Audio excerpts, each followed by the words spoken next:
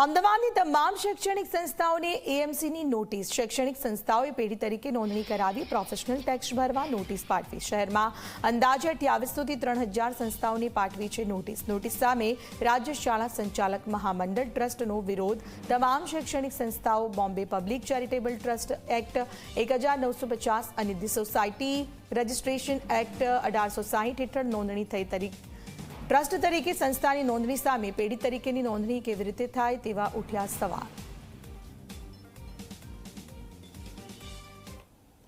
Professional tax ગુજરાતમાં અમલમાં આવ્યો ત્યારથી દરેક શૈક્ષણિક સંસ્થાઓ પોતાના કર્મચારીના પગારમાંથી ટેક્સ કાપે છે અને ચેકથી એ ટેક્સ દર મહિને 1 થી 10 તારીખ પહેલાં ભરી દેતા હોય છે।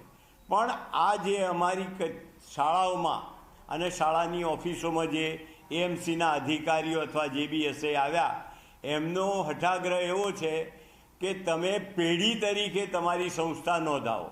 હવે શૈક્ષણિક સંસ્થાઓ ટ્રસ્ટ તરીકે નોંધાયેલી છે અને પેઢી તરીકે નોંધાવવાનો કોઈ પ્રશ્ન જ ઊભો નથી થતો। Bombay public charitable trust act 1950 અને સોસાયટી રજિસ્ટ્રેશન એક્ટ 1860 હેઠળ અમારી સંસ્થાઓ નોંધાયેલી છે।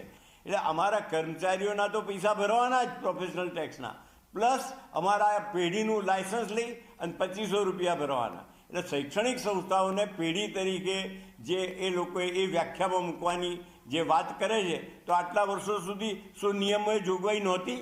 શું અધિકારીઓ જાણતા નહોતા? તરીકે ગણો તો અમને કોઈ વાંધો નથી, પણ અમારી તો ટ્રસ્ટ અને સોસાયટી રજિસ્ટ્રેશન નીકળતી સંસ્થાઓ છે, એને પેઢી ગણી ના શકાય। પ્રોફેશનલ ટેક્સની વાત આવે તો આ વર્ષમાં અમે ઇનિશિયેટ લીધું।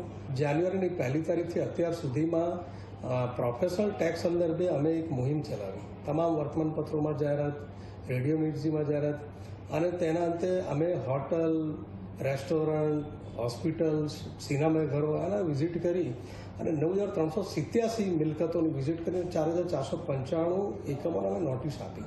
તેના અંતે 2,71,66,670 રૂપિયાની આવક થઈ। આ જોતાં અમને એવું લાગ્યું કે જો પ્રોપર્ટી ટેક્સની સાથે પ્રોફેશનલ ટેક્સની પણ એક કોલમ વધારવામાં આવે તો ટેક્સ પેયરોને ખૂબ સરળતા રહેશે તેને સમજવામાં અને ભરવામાં। આ જ ખામી છે, બાકી આ કરદાતાઓ કર ભરવા માટે તૈયાર જ છે।